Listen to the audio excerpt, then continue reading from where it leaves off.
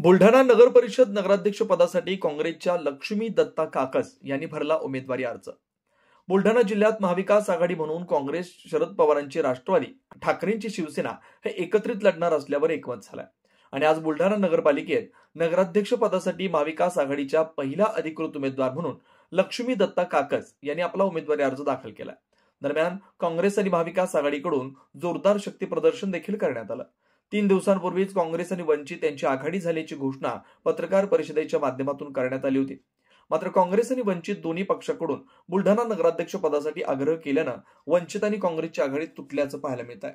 महाविकास आघाडीच्या माध्यमातून बुलढाणा नगर परिषदेसाठी नगराध्यक्ष पदासाठीचा काँग्रेस पक्षाचा उमेदवाराचा अर्ज हा आज दाखल करण्यात आलाय आणि त्याचबरोबर इतरही प्रभागातील उमेदवारांचे महाविकास आघाडीचे तीनही पक्षांचे उमेदवारी अर्ज आज काही प्रभागांचे दाखल करण्यात आले। महाविकास आघाडी म्हणून तिन्ही पक्ष जिल्हाभरात एकत्र लढणार आहेत।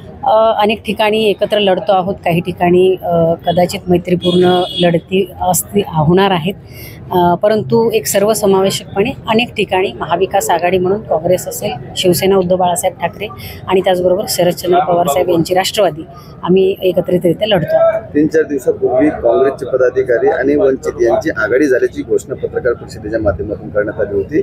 वंचितच्या उमेदवाराने या ठिकाणी नगराध्यक्ष पदाचा आपला उमेदवार अर्ज दाखल केलेला आहे। या दोन्ही पक्षाची आघाडी होत असताना आपण मित्र पक्ष म्हणून आघाडीतील आपल्याला काही कल्पना होती का?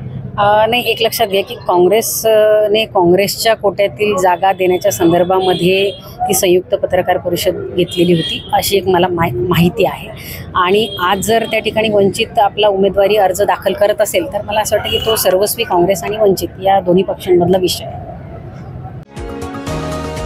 तुम्ही पाहत आहात विस्टा न्यूज मराठी।